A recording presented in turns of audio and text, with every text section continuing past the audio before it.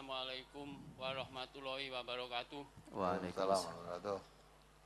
Bapak Ahmad Sukino yang saya hormati, saya hadir di sini ingin mengatakan rasa terima kasih saya kepada Bapak Ahmad Sukino karena Bapak telah menyelamatkan jiwa raga saya dari panasnya api neraka.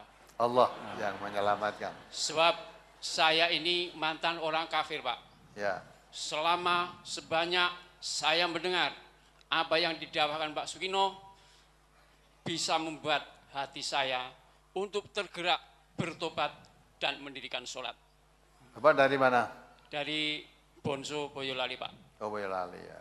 Dan di sini saya ada usul sedikit, Pak. Ya. Ada beberapa dakwah Bapak yang kurang lengkap menurut saya. Ya. Saya mendengar dari 2007 hingga 2012, Bapak mengatakan, Nabi mengatakan, orang tidak salat itu kafir. Anak umur 6 tahun supaya diajari sholat, bila tidak mau supaya dipukul. Itu Bapak yang kurang lengkap pendengarannya itu. Tidak, bukan begitu Pak, nanti dulu Pak. Yang ketiga, Nabi mengatakan, orang Islam akan masuk surga bagi yang mau. Yang saya maksud kurang lengkap, selama saya mendengar bahasa Arabnya belum dikatakan, siapa yang meriwayatkan belum dikatakan. Itu menurut pendengaran saya, Pak. Maka dengan ini saya mengharap apa yang saya sebutkan tadi untuk disuarakan kembali secara lengkap. Sebab saya punya keyakinan setiap hari orang Indonesia ini pasti ada yang bertobat. Ada yang mendirikan sholat gara-gara mendengar dakwah-dakwah Pak Sukino. Yang kedua, Bapak pernah mengatakan pada tanggal 2 Maret 2014 menjelaskan kalau nggak salah dalam surat Al-Baqarah ayat 28 atau 185 itu yang menjelaskan orang kafir masuk neraka.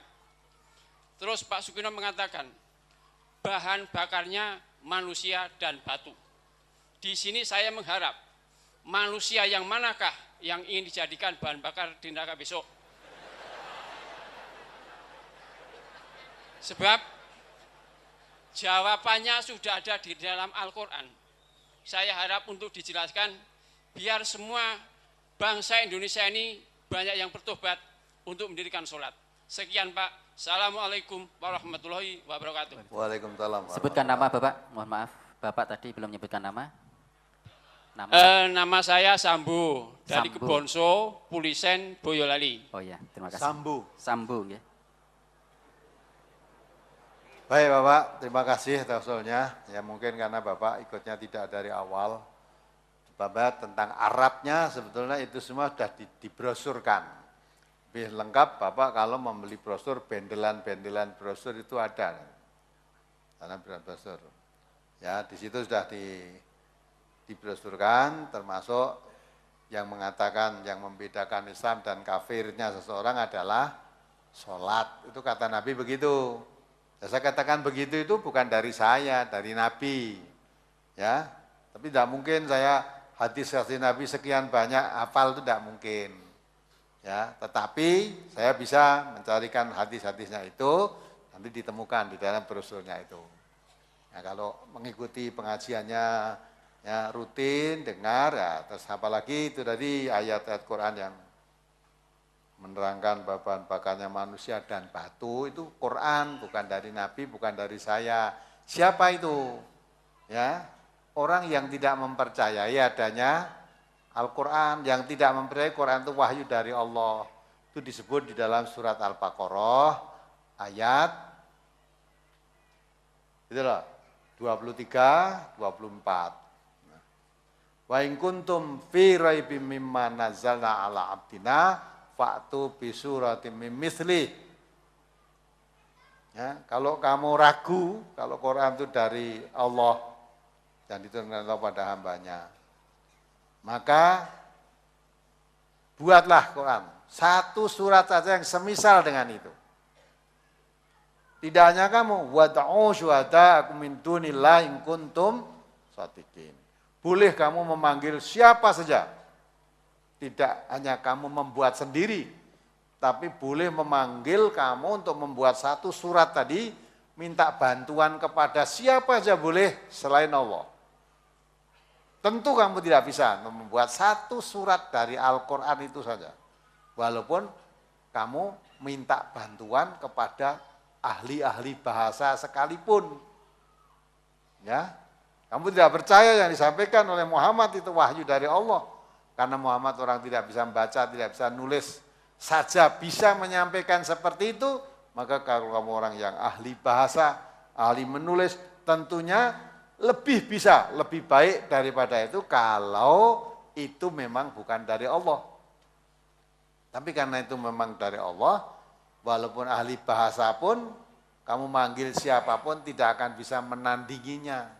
Maka ayat berikutnya, wa ilan taf'alu walan taf'alu fattaqun nar allati waquduhan nas wal hijarah. Ya. Wal hijarah uiddat lil kafirin. Ya. Kalau kamu tidak bisa membuat tandingan Al-Quran tadi, dan pasti kamu tidak bisa membuat. Ya. Kan di peta komli itu pasti nggak bisa. Sekalipun kamu mengundang kumpulan orang untuk membantu membuat satu surat saja, pasti kamu tidak bisa. Maka lebih baik takutlah kamu kepada api neraka. Jangan kafir, jangan mengkufuri Al-Quran. Karena walaupun kamu meremehkan itu katanya buatan Muhammad, kami tidak bisa. Kalau itu buatan Muhammad, orang tidak bisa membaca, tidak bisa nulis, bisa membuat Al-Quran seindah itu, kamu ahli membaca, ahli bahasa, ahli menulis, mestinya bisa. Tapi mengapa kamu tidak bisa? Maka lebih baik takutlah kamu kepada api neraka yang bahan bakarnya itu manusia dan batu disediakan oleh Allah untuk orang-orang kafir. Dalam tafsir diterangkan manusia dan batu itu siapa? Manusia-manusia yang menyembah berhala, tidak mau menyembah Allah. Batu hanya batu-batu yang disembah. Jadi manusia dan batu yang disembah tadi nanti menjadi bahan bakar untuk membakar orang-orang yang hidup yang masuk di dalam neraka nanti. Itu Qur'annya mengatakan begitu. Pada hadisnya ini saya bacakan ya. An Jabir qala Rasulullah SAW bainar rajuli wa bainal kufri tarakus shalah. Al-jamaah. Ya, Ilal Bukhari wa Muslim Nasai. Fi Nailil Athar. Ya. 1 halaman 340. Artinya dari Jabir, ia berkata Rasulullah SAW bersabda, yang membedakan antara seseorang dan kekufuran adalah meninggalkan sholat. Ya, ini Arabnya. Hadis ini diriwayatkan al-jamaah kecuali Bukhari dan Nasai dalam Nailul Athar juz 1 halaman 340. Lagi saya bacakan satu lagi. An Buraidah radhiyallahu anhu qala sami'tu Rasulullah SAW yaqulu al-ahdul ladzi bainana wa bainahumus shalah faman tarakaha faqad kafar. Nah, jelas kan?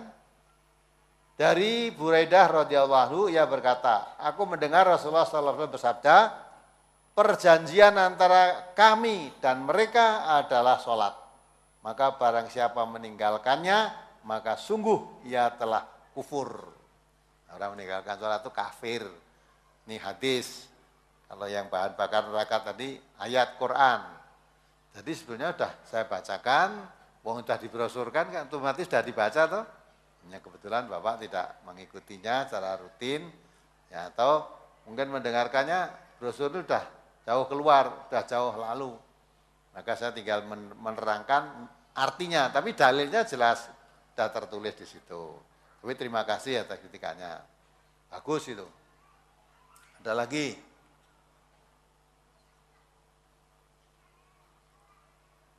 Wa'mur ahlaka bisolat. Wastabir alaiha. La nas'aluka rizqan. Nahnu narzuquka wal aqibatu lil taqwa wal aqibatu lit taqwa. Surat Toha 132. Ya, perintahkanlah kepada keluargamu mendirikan sholat dan bersabarlah kamu dalam mengerjakan. Kami tidak meminta rezeki kepadamu, kamilah yang memberi rezeki kepadamu. Ya, dan akibat yang baik adalah bagi orang-orang yang bertakwa. Ya, tentang untuk sholat tadi bukan 6 tahun Bapak, itu 7 tahun. Nabi mengatakan 7 tahun dari sholat. 10 tahun ijib belum mau, pukul. Nah, dipukul, boleh dipukulnya, pendidikannya lebih agak keras sedikit. Saya bacakan hadisnya. An Amir bin Shu'aib. An abihi, an jaddihi, qala Rasulullah SAW, muru auladukum bis sholat. Wahum abna'u sab'i. Wahum abna'u sab'i sinin. Wadribuhum alaiha wahum abna'u ashrin. Wafarraku bainahum fil madaji'. Dari Amr bin Shu'aib. Dari ayahnya, dari kakeknya. Ia berkata, Rasulullah SAW bersabda, suruhlah anak-anakmu melakukan sholat ketika mereka berumur 7 tahun. 7 tahun, bukan 6 tahun. Dan pukullah mereka karena meninggalkan sholat jika berumur 10 tahun. Dan pisahkanlah tempat tidur mereka. Nah, itu hadis. Ya. 7 tahun sholat. 10 tahun belum mau pukul. Tempat tidurnya dipisahkan. Nah, itu kan. Nah, kalau kita jarang, anak-anak kita diajari umur selawe lagi kon sholat dipukul gebuk genti. Nah, itu. Mukule alon gebuknya banter kono malah. Nah, inilah. Ini jadi apa yang saya sampaikan, itu insya Allah semuanya bersumber. Kalau tidak dari Quran, ya dari hadis, Quran, hadis. Memang sumbernya Islam dari dua itu. Ya, dua itu. Adapun keyakinan Bapak tadi, dengan ceramah kita ini, ya, pengajian kita, tiap hari ada yang murtad, ada yang tobat, ya Alhamdulillah, mudah-mudahan termasuk Bapak orang yang beruntung, mau mendengarkan radio, mau bertobat, sekarang mau sholat, nah mudah-mudahan tidak menjadi kufur lagi. Semua dosa ketika kafir Bapak dihapus semua oleh Allah, hapus semua dosanya. Tapi kalau murtad lagi, semuanya hapus ganjarannya lagi.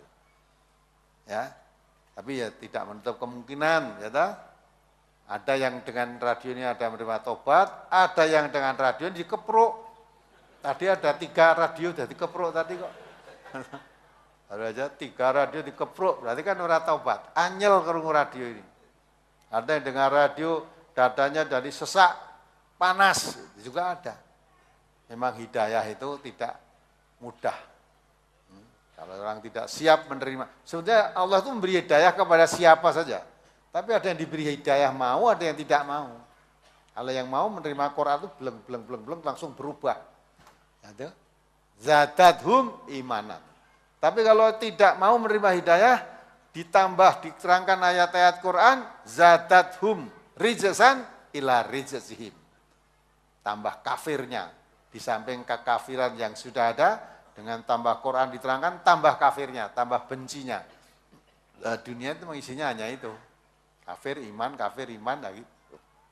Ya, itulah mudah-mudahan jadi mengerti. Yang kita harapkan memang adanya radio itu radio dakwah. Insya Allah sebentar lagi nanti muncul TV dakwah. Ya, itu nanti tujuannya untuk itu, memanggil orang, menyeru manusia kepada yang terbaik. Waman ahsanu qawlam mimman da'a ilallah wa amila sholihan wa qala innani minal muslimin. Siapa yang lebih baik seruannya daripada orang yang menyeru untuk taat kepada Allah, menyeru untuk mengajak beramal soleh, menyeru untuk menjadi orang Islam yang baik. Itu yang paling baik. Maka dakwah yang dilakukan oleh MTA menyeru manusia ke sana. Adapun yang diseru mau, mari. Yang diseru tidak mau, ya sudah, tidak apa-apa, tidak dipaksa.